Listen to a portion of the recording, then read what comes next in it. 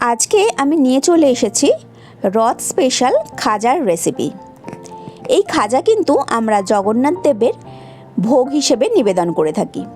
তাহলে চলুন দেখে নেওয়া যাক কত সহজেই এই খাজা আমরা বাড়িতেই বানিয়ে নিতে পারি। নমস্কার, আমি জয়িতা আর আপনারা দেখছেন জয়িতার পাকশালা। খাজা বানানোর জন্য প্রথমেই আমি এখানে একটা বোল নিয়েছি, তাতে আমি নিয়ে নিয়েছি 4 কাপ পরিমাণ ময়দা।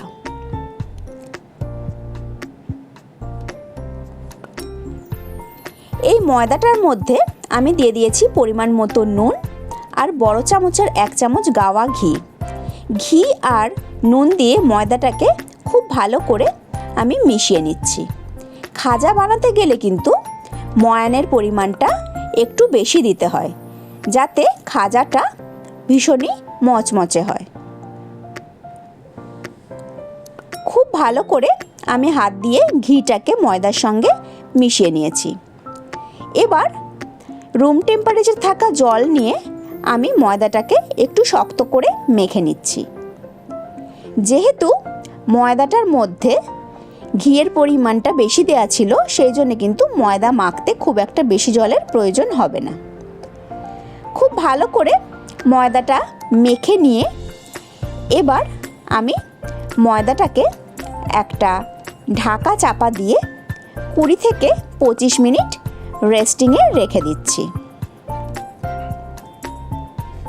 যতক্ষণে ময়দাটা রেস্টে রয়েছে, আমি এদিকে গ্যাসে একটা পাত্র বসিয়ে দিয়েছি, তাতে দিয়ে দিয়েছি 1 কাপ পরিমাণ জল আর দিয়েছি পরিমাণ মতো চিনি। আমি এখানে একটা চিনির শিরা তৈরি করে নিচ্ছি।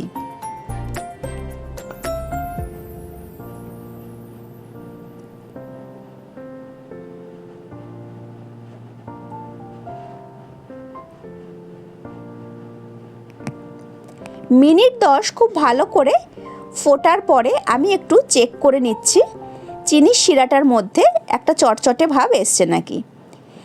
চিনির শিরাটা কিন্তু একদম চটচটে মতো হয়ে গেছে, তার মানে শিরা কিন্তু পারফেক্টভাবে তৈরি হয়ে গেছে। এবার আমি গ্যাসের ফ্লেমটা বন্ধ করে শিরাটাকে সাইডে রেখে দিচ্ছি ঠান্ডা হওয়ার জন্যে। 25 মিনিট বাদে আমি ফিরে এসেছি। আমি ময়দাটাকে আরও একবার খুব ভালো করে ঠেসে নিলাম। ঠেসে নিয়ে ময়দাটা থেকে আমি লেচি কেটে নিচ্ছি।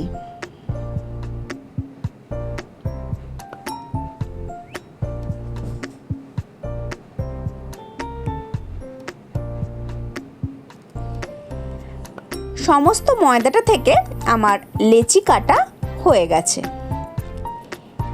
এবার আমি খাজা তৈরি করার জন্যে একটা চাকি বেলুন নিয়ে নিয়েছি। চাকি বেলুনটার মধ্যে, চাটুটার মধ্যে আমি প্রথমেই কিছুটা ময়দা ছড়িয়ে নিয়ে একটা লেচি নিয়ে লেচিগুলোকে একদম পাতলা করে বেলে নিচ্ছি। এখানে এই রুটিগুলো যতটা পাতলা করে বেলা যায় ততই কিন্তু ভালো। দেখুন, আমি এইরকমভাবে টেনে টেনে যতটা সম্ভব পাতলা করে রুটিগুলোকে বেলে নিচ্ছি।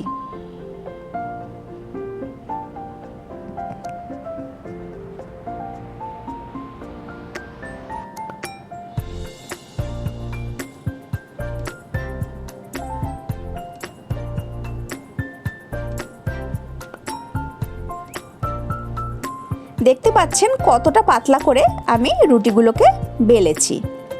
এই একই রকমভাবে আমি সমস্ত লেচিগুলো থেকে একদম পাতলা পাতলা করে রুটি তৈরি করে নিচ্ছি।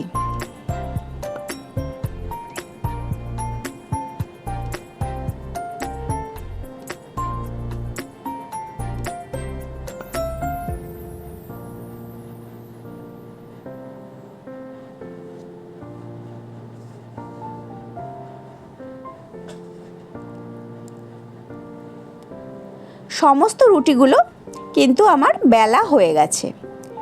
এবার আমি খাজাটা তৈরি করা শুরু করব। প্রথমে আমি এখানে একটা রুটি নিয়েছি, তার উপরে ছড়িয়ে দিয়েছি কিছুটা ময়দা।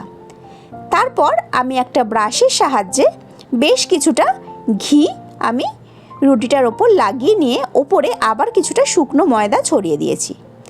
তারপর ওই রুটিটার ওপরে আমি আরও একটা রুটি বসিয়ে দিয়েছি এবং ওই একই রকমভাবে প্রথমে ভালো করে ঘি ব্রাশ করে নিয়ে ওপরে শুকনো ময়দা ছড়িয়ে দিয়েছি।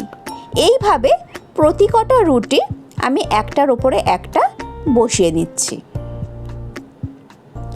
এখানে আমি 5 থেকে 6টা রুটি একবারে বসিয়ে নিয়েছি এবং প্রতি কটা রুটির ওপরে ওই একই রকমভাবে ঘি আর ময়দা আমি লাগিয়ে নিয়েছি।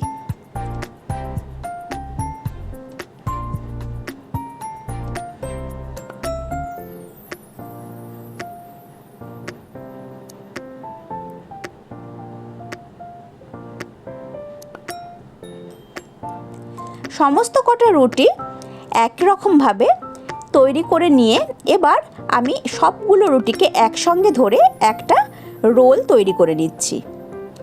দেখুন ঠিক এই রকমভাবে একটা রোল আমি তৈরি করে নিয়েছি। এবার এই রোলটাকে হাতের সাহায্যে আমি একটু গোল করে নিচ্ছি যাতে সাইড দিয়ে খুলে না যায়। তারপর এই রোলটা থেকে আমি 1 ইঞ্চি 1 ইঞ্চি করে কেটে নিচ্ছি।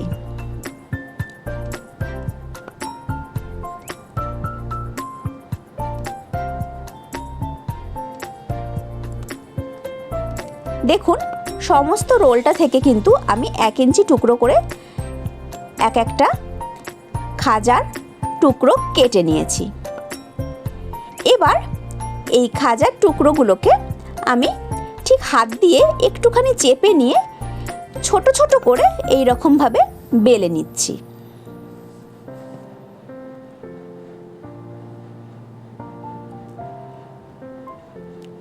একই রকমভাবে আমি সমস্তগুলোকে বেলে নিলাম। সমস্ত খাজাগুলো বেলে নেওয়ার পর এবার গ্যাসে আমি একটা কড়াই বসিয়ে দিয়েছি। কড়াইটা গরম করে তাতে আমি দিয়ে দিয়েছি সাদা তেল। তেল দিয়ে তেলটাকে ভালো করে গরম করে নিয়েছি। তেলটা ভালো মতো গরম করে নিয়ে আমি গ্যাসের ফ্লেমটাকে লোতে করে দিয়ে একটা একটা করে খাজাগুলো তেলের মধ্যে দিয়ে দিচ্ছি। খাজাগুলো তেলের মধ্যে দিয়ে লো ফ্লেমেই কিন্তু আমি খাজাগুলোকে ভাজবো, না হলে কিন্তু খাজাগুলোর ওপরটা লাল হয়ে যাবে, ভেতরটা কিন্তু কাঁচাই থেকে যাবে। একটু সময় নিয়ে খাজাগুলোকে আমি তেলের মধ্যে খুব ভালো করে ভেজে নিচ্ছি।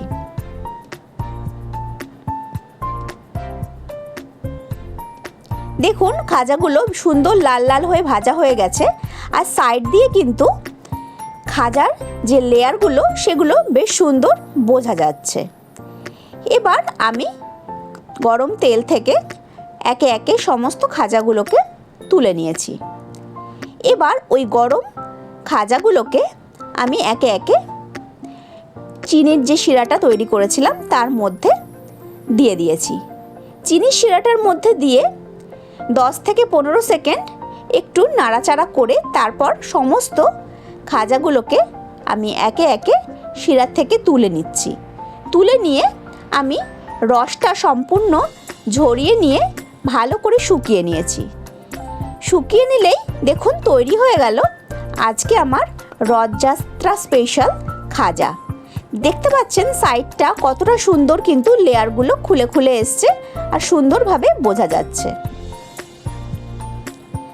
তাহলে দেখতেই পেলেন কত সহজে তৈরি হয়ে গেল আজকে আমার রথ স্পেশাল খাজার রেসিপি। আমার আজকের এই রেসিপি আপনাদের কেমন লাগলো অবশ্যই কিন্তু কমেন্ট করে জানাবেন। আমি আবার হাজির হয়ে যাব কোনো নতুন রেসিপি নিয়ে নেক্সট এপিসোডে। ভালো থাকবেন, সুস্থ থাকবেন। ধন্যবাদ।